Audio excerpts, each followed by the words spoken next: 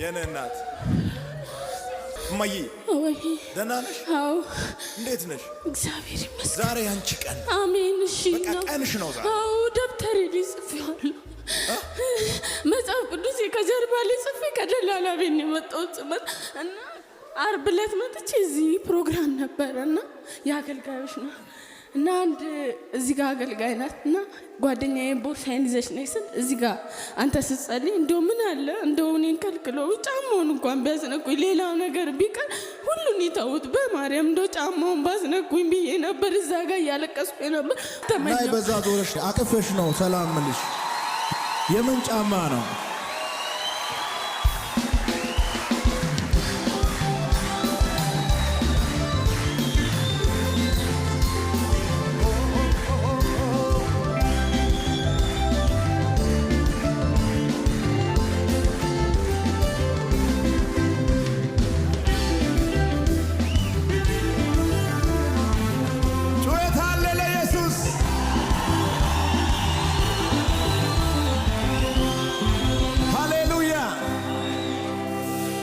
የምን ጫማ ነው?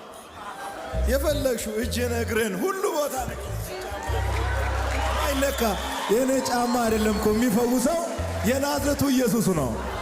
የኔ ጫማማ እግር ላይ ያለው አይነት ጥቁር ጫማ ነው። ኃይል ያለው በስሙ ላይ ነው። አያችሁ፣ የልቧን እግዚአብሔር ሰጠ።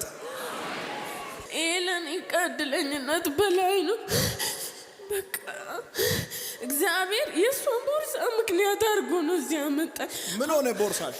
ቦርሳ እዚህ ሲጸልዩ በጣም ግርግር ነበርና እዛች ጋር ቆሜ ቦርሳዬን ጃኬቴን እዛ የሷ ቦርሳዬን አላቅም ከላይ ያደረግኩና ምን ነው አምላኬ ጫማውን እንኳን ባስነኩኝ እንደው በግርግር መሀል እጄን አድርጌው ልውጣ በእናትህ አምላኬ ስል ሁሉም ግርግር ሲያበዙ እነሱ እንትን ሲሉ በቃ ይሄማ ለኔ ያልተፈቀደም አልኩና እዛ ጋር ጓደኛዬን ከደላላ ቤት ያመጣዋል ነበረችና ሂጂ እስቲ ቦርሳ እዛ ጥግል ያለ ከገባው ነው ያልወጣም አምጪ አልኳት።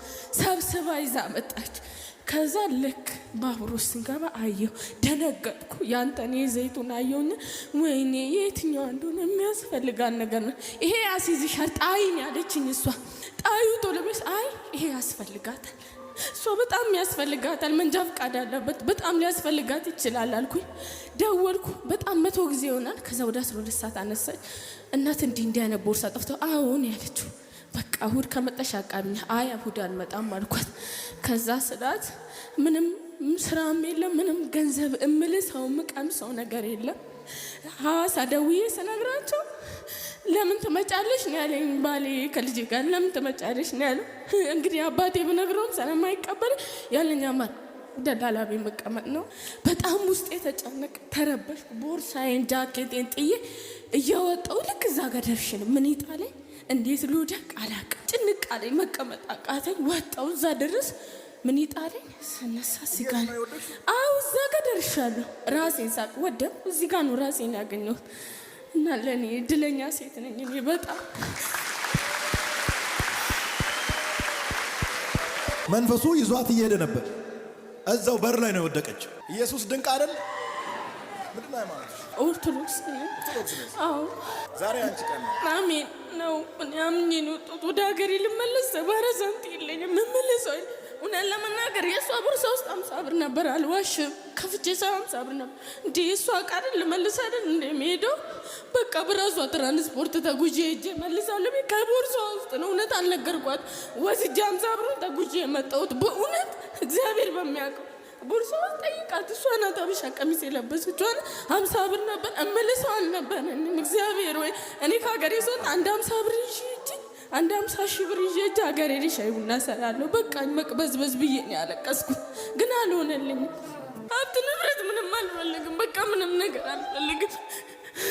ጌታን መቀበል ትፈልጊያለሽ? አዎ ቸርች ገባለሁ። ምን ስቦ ይዞኝ እንደሚሄድ አላውቅም።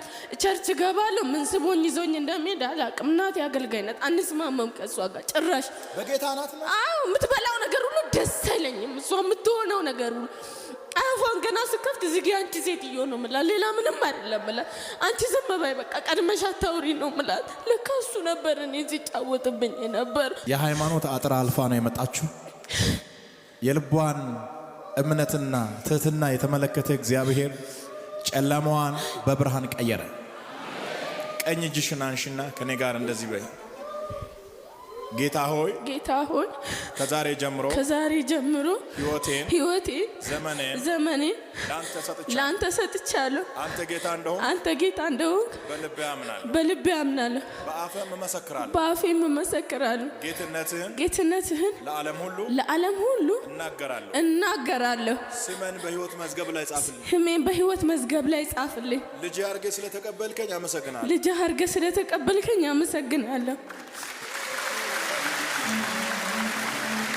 እሺ ተነሽ እስኪ 50,000 ብር ቢኖረኝ ወደ ሀገሬ ተመልሼ ቡና አፈላለሁ አልንከራተትም አለች። እኔ 100,000 ብር ሰጥሻለሁ።